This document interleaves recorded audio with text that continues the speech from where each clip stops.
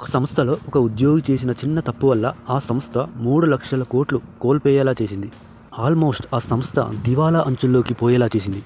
ఒక చిన్న human mistake ఖరీదు 3 లక్షల కోట్లు. అసలు ఆ తప్పేంటి? ఏ సంస్థలో జరిగింది? ఏం జరిగింది? ఎక్కడ జరిగిందో చూద్దాం. Hello guys, welcome back to my channel. This is Sanjay. దక్షిణ కొరియాలోని ప్రముఖ క్రిప్టో కరెన్సీ ఎక్స్చేంజ్ బిట్హబ్ ఫిబ్రవరి 6, 2026న ఒక ప్రమోషనల్ ఈవెంట్ నిర్వహించింది. అయితే ఇందులోని విజేతలకు చిన్న మొత్తంలో వారి కరెన్సీ అయిన కొరియన్ వోన్ రూపంలో నగదు ఇవ్వాలని బిట్హబ్ భావించింది.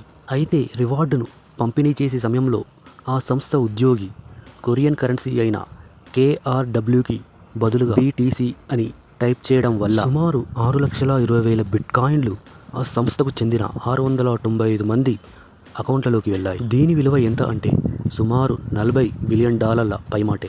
ఎన్ని వందల వేల బిట్కాయిన్లు ఒక్కసారిగా యూజర్ అకౌంట్లలోకి రావడంతో వాళ్ళు కోటీశ్వరులు అయిపోయారు. పొరపాటు జరిగిన కొన్ని నిమిషాల వ్యవధిలో బిట్హబ్ ఎక్స్చేంజీలో బిట్ కాయిన్ విలువ 17% నుంచి 20% వరకు పడిపోయింది. ఇతర అంతర్జాతీయ ఎక్స్చేంజీలలో బిట్కాయిన్ విలువ స్థిరంగా ఉన్నప్పటికీ బిట్హబ్ ఎక్స్చేంజీలో బిట్కాయిన్ విలువ భారీగా పతనం చెందింది. దీనిని ఫ్లాష్ క్రాష్ అంటారు. అంటే అతి తక్కువ సమయంలో ధర భారీగా పడిపోయి మళ్ళీ కోలుకోవడం అన్నమాట. బిట్హబ్ ఎక్స్చేంజీలో ధర తక్కువగా ఉండడం చూసి ఇతర అంతర్జాతీయ ఎక్స్చేంజీలలోని యూజర్లు అక్కడున్న డబ్బును బిట్హబ్ ఎక్స్చేంజీలోకి మళ్లించడం వల్ల బిట్హబ్ ఎక్స్చేంజీ సర్వర్లు నెమ్మదించాయి. ఈ బిట్హబ్ ఎక్స్చేంజీ క్రాష్ వల్ల చాలామంది ట్రేడర్ల స్టాప్ లాస్ హిట్ అయింది. దీంతో ఆ ట్రేడర్లు భారీ నష్టాలను చవిచూశారు. 20 నిమిషాల తర్వాత ఈ పొరపాటు గుర్తించిన బిట్హబ్ ఎక్స్చేంజ్ ఆ 695 మంది అకౌంట్ హోల్డర్ల ట్రేడింగ్ మరియు విత్డ్రాయల్ నిలిపివేసింది. అయితే అప్పటికే ఆ యూజర్లలో కొంతమంది బిట్కాయిన్లను అమ్ముకోవడం జరిగింది. మరికొందరు ఆ బిట్కాయిన్లను వేరే వ్యాలెట్లలోకి ట్రాన్స్ఫర్ చేయడం జరిగింది. ఆ 695 మంది అకౌంట్స్ ఫ్రీజ్ చేయడం వల్ల బిట్హబ్ 99.7% రికవరీ చేయగలిగింది.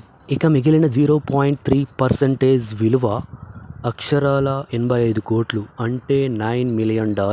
ఇక్కడే బిట్హబ్ తలపట్టుకుంది. ఎందుకంటే ఈ యూజర్లు అప్పటికే వారికి లభించిన బిట్కాయిన్లను అమ్మడం జరిగింది. కొందరైతే జల్సాలకు వాడడం జరిగింది. మరికొందరు ఇతర అంతర్జాతీయ వ్యాలెట్లకు ట్రాన్స్ఫర్ చేయడం జరిగింది. దక్షిణ కొరియా చట్టాల ప్రకారం పొరపాటున వేరొకరి ఖాతాలో పడిన డబ్బును లేదా ఆస్తిని వాడుకోవడం అన్యాయమైన లాభంగా పరిగణిస్తారు. దీనిని తిరిగి ఇవ్వకపోతే నేరంగా పరిగణించబడుతుంది. సో బిట్హబ్ వారందరికీ లీగల్ నోటీసును పంపిస్తుందన్నమాట. ఎవరైతే వారికి లభించిన బిట్కాయిన్లను అమ్మడానికి ప్రయత్నించారో మరియు విత్డ్రాయల్ చేయడానికి చూశారో వారి అకౌంట్లను ఫ్రీజ్ చేయడం జరుగుతుంది. మరియు వారి వ్యక్తిగత వివరాలను ఉపయోగించి ఇతర కొరియన్ ఎక్స్చేంజీలలో ఖాతా తెరవకుండా బ్లాక్ చేయాలని చూస్తుంది. గతంలో ఇలాంటి ఘటనలు జరిగినప్పుడు పొరపాటున వచ్చిన డబ్బుతో ఎవరైనా విలాసవంతమైన ఇల్లు లేదా వస్తువులు కొన్న సందర్భంలో కోర్టులు శిక్షలు విధించడం జరిగింది. సో బిట్కాయిన్ తిరిగి ఇవ్వలేని యూజర్లు సచ్చినట్టు వాళ్ళ ఆస్తినన్నా ఇవ్వాలి లేదా శిక్షనన్నా అనుభవించాలి.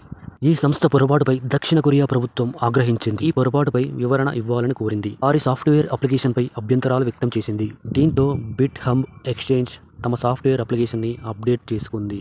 భారీ ట్రాన్సాక్షన్ చేసినప్పుడు 1కి 2 సార్లు చెక్ చేసుకునే ఫ్యూచర్ని ముందుకు తీసుకురావడం జరిగింది. సాంకేతిక పరిభాషలో ఈ పొరపాటుని ఫ్యాట్ ఫింగర్ ఎర్రర్ అంటారు. అంటే కంప్యూటర్ కీబోర్డు మీద ఒక కీకి బదులు మరో తప్పుడు కీని నొక్కడం అన్నమాట. సో అది గాయ్స్, ఒక్క పొరపాటు ఆ సంస్థనే కాదు ఆ దేశాన్ని షేక్ చేసింది.